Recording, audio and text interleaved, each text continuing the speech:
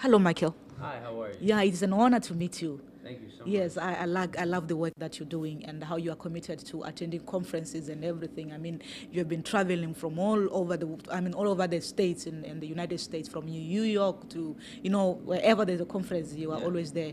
I love your spirit of learning.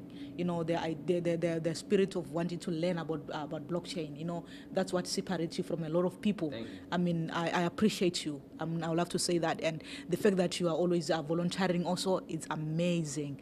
I mean, I would love to say, hey, high five for you. High five to you, boy. Appreciate You are doing quite a good job.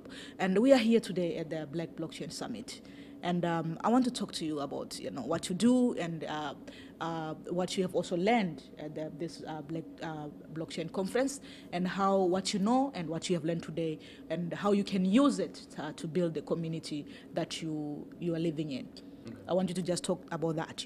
What you learned, what you have learned, and what you're doing, and how these two you can you can integrate them to like build a community where you're coming from. Okay.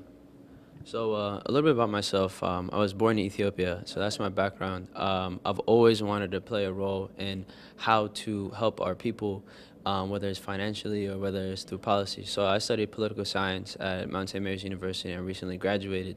I initially wanted to pursue that degree to kind of be a diplomat or an ambassador to, be in a position of power. But then I realized that that's not where real power lays.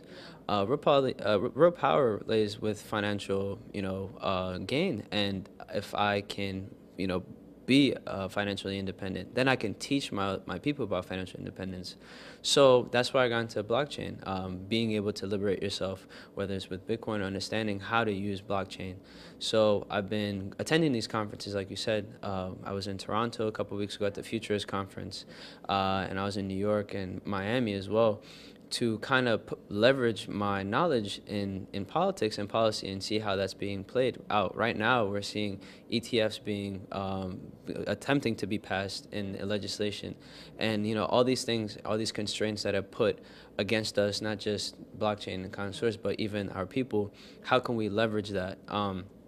And my main role and goal is to kind of further the education and bridge that gap. So currently, I'm a consultant, and I'm also working for a startup, assisting them into integrating blockchain into what they're doing. What we're doing is companies called 500 BC, and the purpose of it is to create multiple applications that will provide us information about the universe and how we interplay with that. So by educating people about our origins and where we come from, kind of gamifying it in a sense of creating non-fungible assets on the Ethereum blockchain, such as CryptoKitties, and being able to trade that and make it a fun, interactive way to, be with each other and actually learn about blockchain. So, like you said, I am volunteering and pursuing actively teaching people about it. I'm also integrating blockchain technology into multiple small applications with the company that I'm consulting and working for. And I'm also attempting to bridge the gap between our people and the blockchain and crypto space. Because a lot of these conferences that I attend, these big name conferences, there's not much representation with women and people of color. I would love to be a part of that push. Awesome, awesome. Thank you. I love the fact that you've got like this so much knowledge. I mean, a lot of young people that we meet, they don't really know what they're doing, and I'm very impressed by the knowledge that we have. And one of the things that we covered was financial literacy, and being able to empower yourself in your finances and all that. It goes on to what the ambassador of the UN said yesterday. That if we can have the money, we can be able to do anything. So I would love to maybe to go back to your what you said about you are creating this 500 BC company and all that. How is the response from the black community or towards what you are doing? Do you have a lot of Africans or the people of color who are having an interest in what you are doing? Or is it that the same people, that are like, yeah, you're doing cool? What about the people of color? Are they really into what you are doing? That to answer your question, that is what we're hoping to do, trying to bridge that information and that education to us, because that's what really matters. How we find our own identity, like what the ambassador said yesterday. She said the diaspora has the true power, has the true influence. How can we take that and spread that amongst ourselves? Because we are disrupting and stirring up the pot. The company that I'm working for, I'm not the founder. I'm just assisting in the process, and that is why I want to play a role in that. Is because I don't want this unicorn of a company to not be supported by our people. I want it to be entrenched and be a part of our people. I want us to comprehend the fruits of the universe that we have been given to our benefit. And you yourself have a tremendous career with what you have done in Botswana, correct?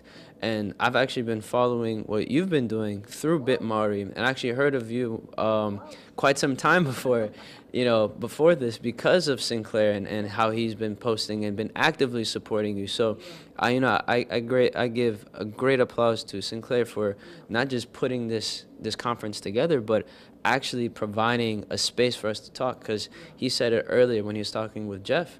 He said that there's people that understand code and understand blockchain that are here, and then there's professionals that don't know much, but we're all professionals. We want to bridge that gap, because if I can teach my little brother how to buy and sell crypto on Binance or on Coinbase, I can also do that for my mother. If I can learn how to code on Python, I can teach that to my younger brother. The youth is what's truly important, and what would push us into a new age of I'd say dominance of knowledge. Thank you very much. I wish I had a lot of time to sit down and chat with you, because I think we can, have a very fruitful. We can have an amazing discussion on this. I mean, I love the fact that you are smart. I mean, that's beautiful. And I know you can do great and great more. And let's keep in touch. I mean, we'll talk more after this off the mic. All right. Thank you so much.